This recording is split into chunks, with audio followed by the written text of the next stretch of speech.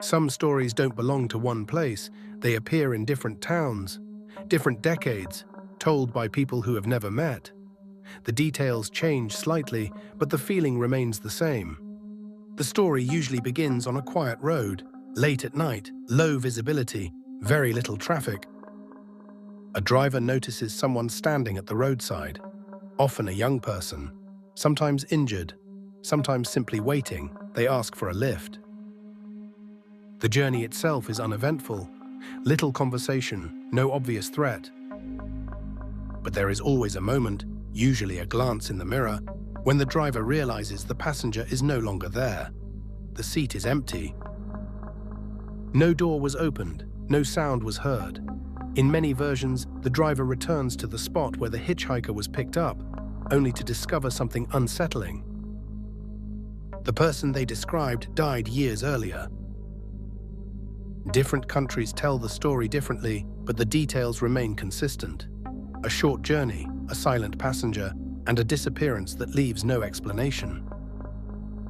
Some say the hitchhiker is trying to get home. Others believe the journey itself is the point. If someone vanished beside you without explanation, would you search for answers or let it remain unexplained?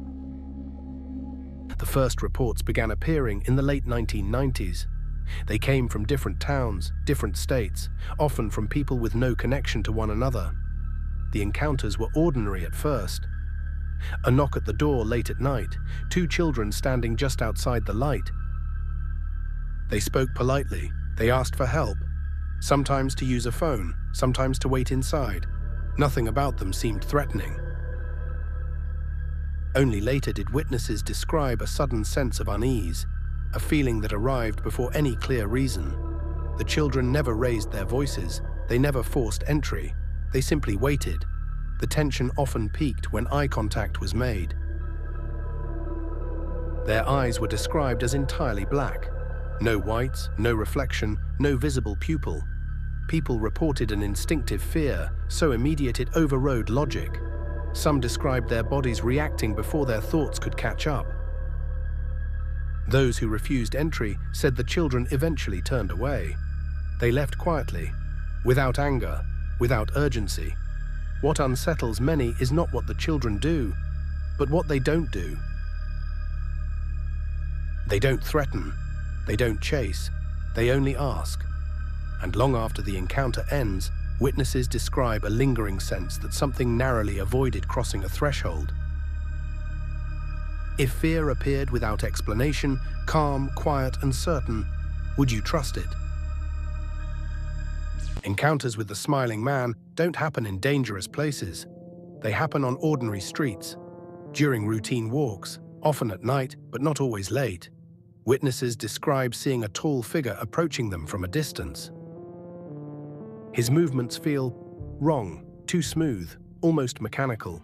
As he comes closer, they notice his expression, a wide smile, unchanging, unnatural. It doesn't react to anything. People say the fear doesn't come from what he does, but from what he doesn't do. He doesn't speak, he doesn't blink, he doesn't break eye contact. And then, without warning, he stops, turns, and vanishes. Those who encounter him often say the same thing afterward. They weren't chased, they weren't threatened, but they were certain, with no logical reason, that they were in danger, and that the smile wasn't meant for comfort. If someone smiled at you like that, would you walk away or freeze?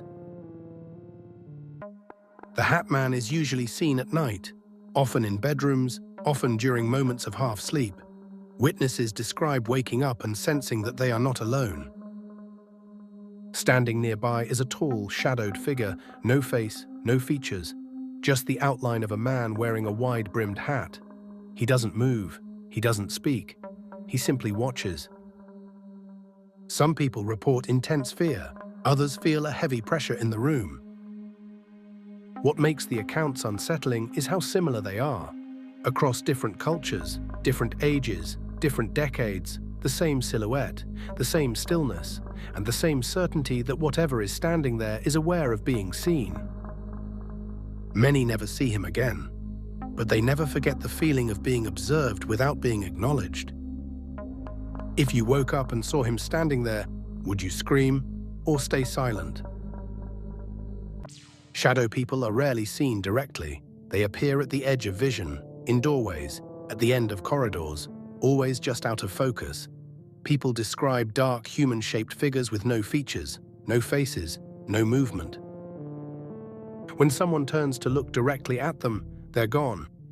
But the feeling remains, a sense that something was present and left deliberately.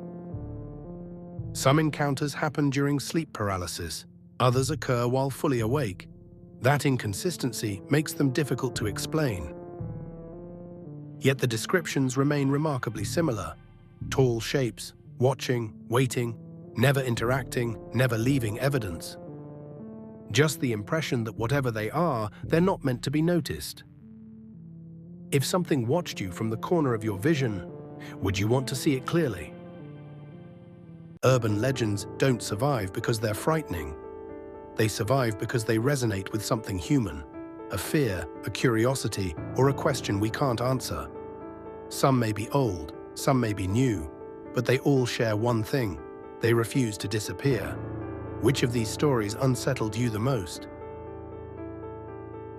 If you enjoyed this video, maybe like and subscribe. Until next time, stay curious.